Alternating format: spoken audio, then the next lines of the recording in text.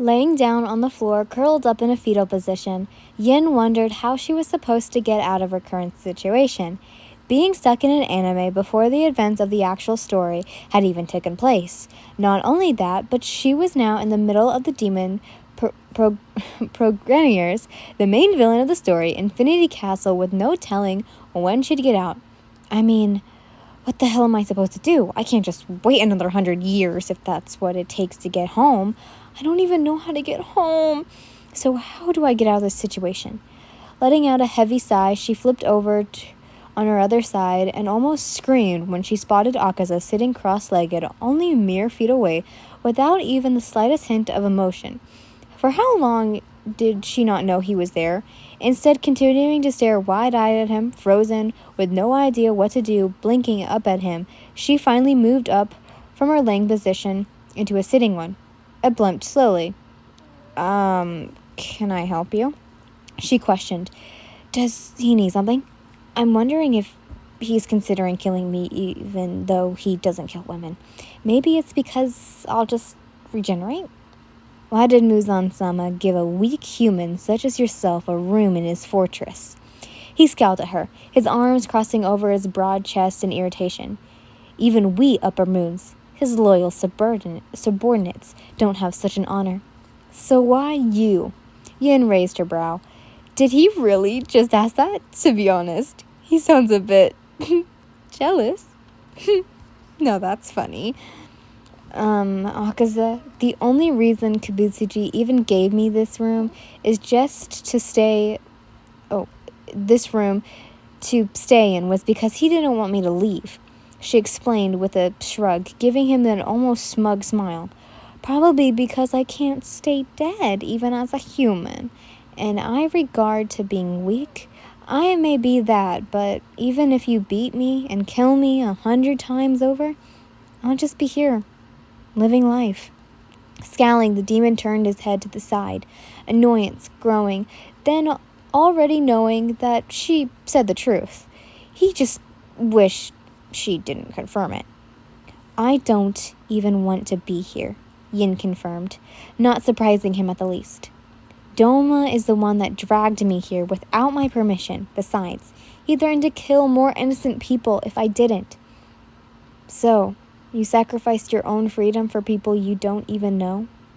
Akaza summarized, with a scowl, shaking his head as he closed his almost glowing yellow eyes. How stupid. It's not being stupid. It's being human. Exactly. He clicked his tongue to the roof of his mouth. Everything you humans do is so confusing. You're greedy, pathetic, and you lie. Yet there's some of you out there that put others before yourself. And it's stupid. Because then you risk your own lives. You all die so easily. And yet, you think of others? You should be consistent of living yourself. Not for those who will just easily throw your life away if it means saving their own asses. They're just compressing what humanity is about. Yin shook her head with a sigh before pointing at him with an almost aggressive manner. You were once human before, too.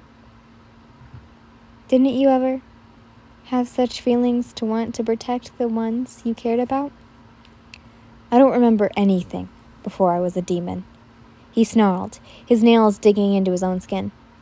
Don't you dare and try to bring that up. Why? She nodded, cocking her head to the side. Is it because I'm right? Shut up, Akaza growled after a while. Yin could only feel the anger practically waving off of Akaza in waves, and she knew that if she pushed him any more, he would kill her right then and there, regardless of what her gender was. She already knew exactly what his past was, and she knew that he also knew it too, but he was just suppressing those memories. If anything, the thought of him regaining those memories only at the brink of his death made her bigger, and she turned her head away. Whatever, she muttered, a type of disappointment crossing her expression that further ticked Akaza off. It's not my business anyway, And I don't care either way. Then why did you ask? He narrowed his eyes to deadly slits, the girl staring at him and wishing he would smile, as she liked that look on him way more.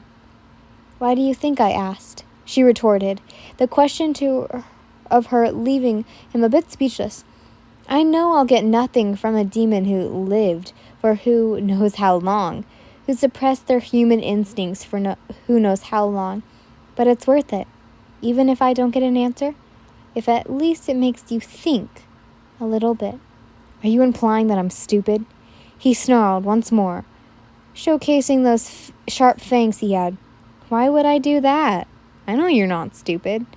At least, not stupid enough to think that is actually what I'm asking about. Then what are you asking about? I already told you.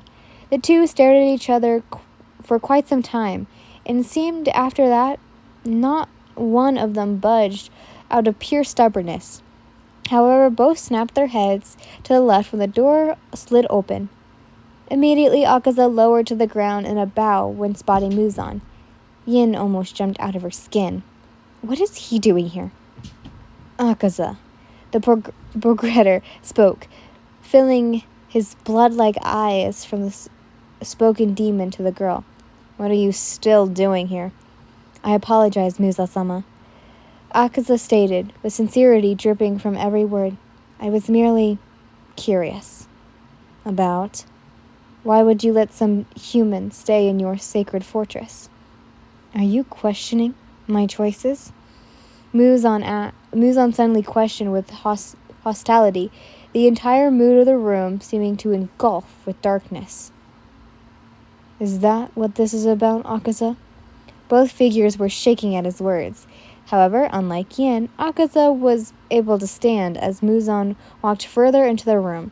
Akaza bowed lowly before Muzan as the progressor walked past him as if he couldn't care less about his subordinate.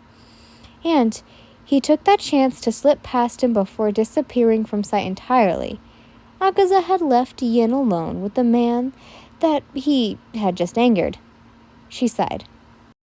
Thanks a lot, Akaza. You bastard. After Muzan confined Yin to her room, he forbade any of the upper moons to kill her, though she didn't know that. Muzan could see that Akaza was with Yin through his eyes and immediately made his way towards her room, wanting to avoid any enragement between the two, especially because he knew it wasn't time yet. Anyways, I hope you guys enjoyed. Mwah!